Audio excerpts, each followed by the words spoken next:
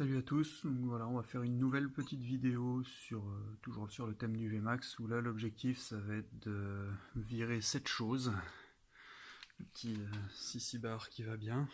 J'ai acheté la moto, comme on peut le voir, équipée comme ça. Bon, c'est pratique, hein, il y a le petit porte-paquet à l'arrière, madame est très bien installée, ça lui cale le dos, mais très honnêtement moi je trouve que ça vieillit la moto, je trouve que ça fait très très moche. Du coup l'objectif va être de remplacer ceci par ceci, donc qui est la poignée d'origine. Je l'ai passé au bel gomme alu pour récupérer les petites traces qu'elle avait été un peu piquée. Comme on peut le voir, ça a bien fonctionné. Donc j'ai pas fait de tuto là-dessus parce qu'il y en a qui sont très bien faits sur internet, hein. On voit usage bel gomme alu, ça marche très bien. Moi j'ai pas utilisé de polisseuse, juste de la laine de la paille de fer, pardon, 000. Voilà, avec un petit peu de belle gomme et un peu d'huile de coude. Bon, elle n'était pas très très marquée, mais ça a suffi quand même à lui redonner son brillant, à effacer les traces. Donc voilà, on va tâcher de remonter ça sur la moto. Bon, au niveau des fixations, ça va être un peu la surprise, mais on va regarder comment c'est fait. De toute façon, il faut déjà enlever la selle, la première selle, la selle passager. Et ensuite, on va voir où on en est, en sachant que bon, c'est de la grosse vis, hein, que ça devrait pas poser de problème. La seule interrogation que j'ai, c'est par rapport aux clignotants, qui à terme changeront aussi, parce qu'ils sont gros et bien moches. Mais voilà, ouais, donc c'est la seule interrogation que j'ai, pardon, par rapport au démontage. Donc voilà, on va la passer sur la béquille centrale, s'occuper de démonter celle conducteur et celle passager, et puis on se rejoint juste après.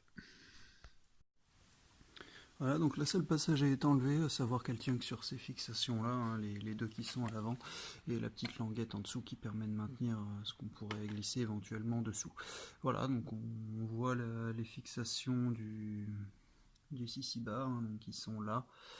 Il y en a là, il y a des vis ici, la même chose de l'autre côté, plus la grosse là. Donc on va voir à tout ça. Là on a le câblage des clignotants, donc on va tâcher de comprendre comment tout ceci fonctionne et puis les décrocher tranquillement pour pouvoir enlever le CC bar. Donc voilà, on poursuit. Voilà, donc on a avancé déjà dans le démontage. Donc les vis ici ont sauté. À savoir, donc là il faut faire attention parce qu'en fait c'est tout le garde-boue qui bouge. Donc là il y a deux petites pattes pour les prendre, pour maintenir le garde-boue, donc qui sont enlevées. Faire attention parce que c'est donc tout le système qui bouge, et si je dis pas de bêtises, la suite du garde-boue est pris éventuellement vers le réservoir. Donc on va éviter de faire des bêtises. Pour le désolidariser, on va desserrer cette vis là. Là il y a une grosse vis, on ne voit pas très bien, mais ce qui m'évitera d'aller chercher les deux là.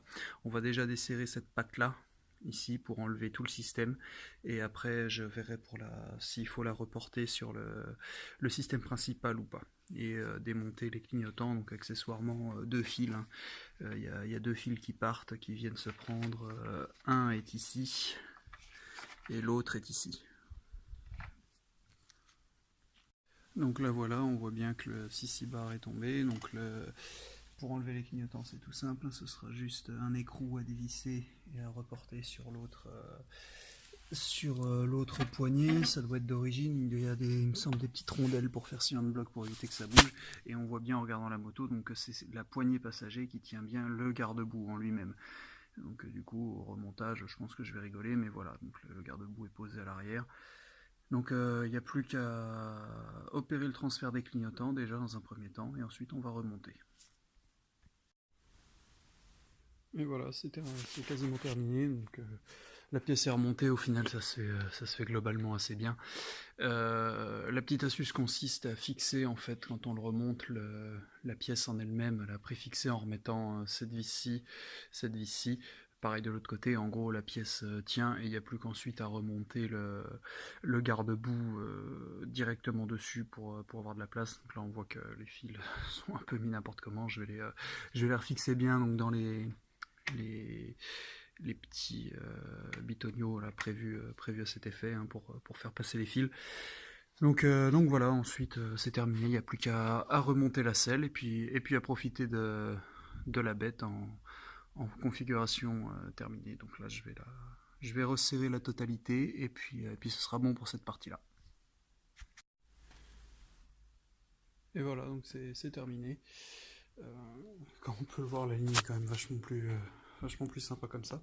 Et en plus, ça fait gagner énormément de poids. C'est vrai que je m'étais rendu compte de ça en la soupesant, mais j'avais complètement oublié. Et là, en soulevant la moto juste avec la poignée de changer et tout, franchement, c'est hallucinant le poids qu'il y a en moins sur l'arrière. Le 6 bar, c'est vraiment lourd.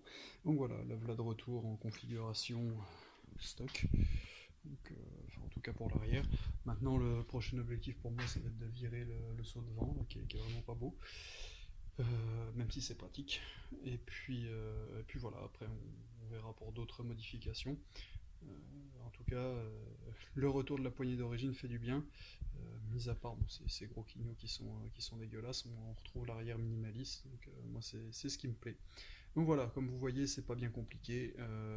Pour la taille des vis, les principales sont en 12 et la petite centrale qui tient le garde-boue au centre est en 10. Donc voilà, rien de bien exceptionnel. C'est vraiment un mécano cette moto, donc c'est assez facile à démonter, à remonter. Donc, pour ceux qui se posaient la question, voilà. Allez, bonne route à vous. Salut.